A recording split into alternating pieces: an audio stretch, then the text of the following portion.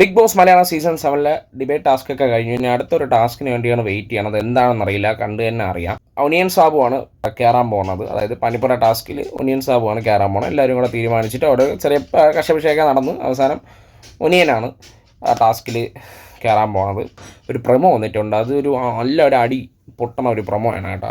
ഷൈത്തി വന്നിട്ട് പുള്ളിക്കാരിയുടെ life story സംസാരിക്കുകയാണ്.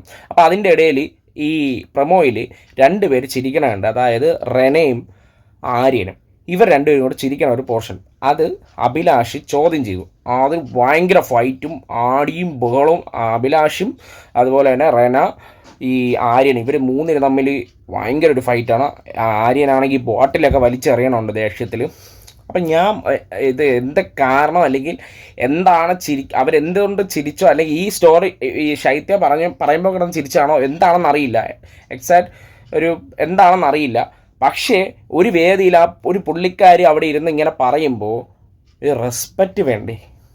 നമ്മളിപ്പോൾ എന്തോ ആയിക്കോട്ടെ, അവരിപ്പോൾ എന്തോ വേറെ ഏത് റീസണെ ചിരിക്കണം, അതെന്തോ ആയിക്കോട്ടെ. പക്ഷേ ഒരാൾ ഇമോഷണലി സംസാരിക്കുമ്പോൾ അതിനെയൊക്കെ ചിരിക്കണം, അതെന്തോ അടി, എന്ത് പരിപാടിയാണ് ഇത്? റോങ് ആണത്. അങ്ങനെ ചെയ്യാൻ പാടില്ല. ഒരു വ്യക്തി ഇമോഷണലായിട്ട് സംസാരിക്കുമ്പോൾ അതിൻ്റെ ഇടയിൽ കയറി ചിരിക്കുന്നത് റോങ് അല്ലേ? അപ്പോൾ അത് കണ്ട് തന്നെ അറിയാം അതെന്താണ്, എന്തിൻ്റെ പേരിലാണ് അവിടെ ഒരു ഇഷ്യൂ നടന്നെന്നുള്ളത്. നമുക്ക് കാത്തിരുന്ന് തന്നെ കാണാം.